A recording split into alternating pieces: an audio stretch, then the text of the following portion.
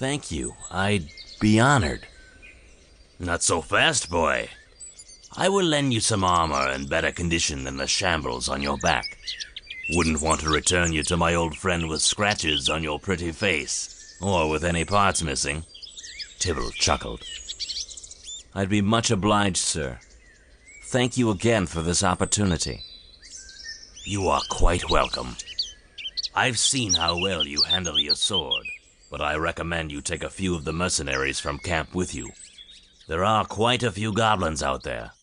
No sense risking your neck for gold if you don't make it home to spend it. When should I begin? Now. Follow me, and we'll see what you look like in a proper suit of iron. Edward followed Tybalt to his encampment, filled with the heady anticipation of a real fight, and the prospect of some coin for an honest job.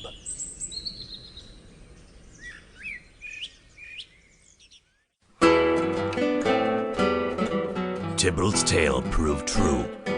Even a novice scout could have seen the greenskins' tracks leading from the homestead off into the nearby woodland. However, as easy as the tracks were to follow, they still led Edward's party on quite a journey, moving from one campsite to another.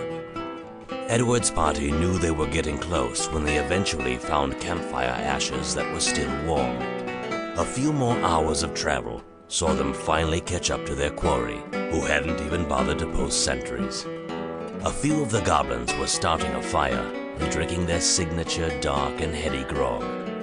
Remnants of what might prove to be their last supper lie strewn about the camp. Let the filthy creatures choke on their nasty ale as they die, Edward thought to himself as he signaled his men to rush the camp.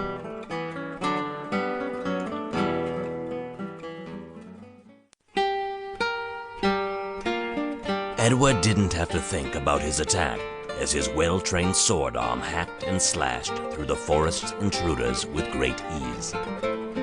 Edward looked over the carnage of the goblin camp. Now it was strewn with green-skinned corpses, with faces fixed into grotesque masks of surprise and terror. Edward felt almost disappointed at the ease of this task. Surely not enough to make any lasting impression on the king. Even a squire could have led this party and slain this motley crew. Still, it was good coin, and he had proven he could handle the task put before him. A tracker broke Edward from his thoughts. Sir, I found the tracks of a much larger creature. I believe that cave in the distance is an ogre's lair. What is your command? I say that he will make for worthy prey. But sir, ogres are fearsome beasts. I was once part of a militia band sent to fight one, and before we could subdue him, he had killed several of our best men. Inwardly, Edward's spirit rose, for this was a worthy opponent for any knight. He didn't want to seem foolhardy and rush into peril, so he responded in a serious tone. Since we are this close to the cave, I am sure this area is part of his territory.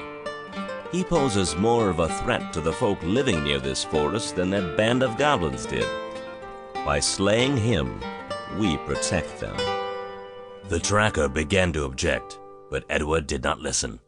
He led the way up the hill and into the cave, and the hunting party followed him after only the slightest of hesitations. As they entered the cave, they nearly retched. The air hit them like a hot and fetid wall. The party slowly descended into the darkened cave with Edward at the lead, then spied the hulking figure of an ogre with crude rotting skins draped over a 9-foot wall of muscle and sinew. The beast saw them in that same moment. It let out a fierce scream and charged the party.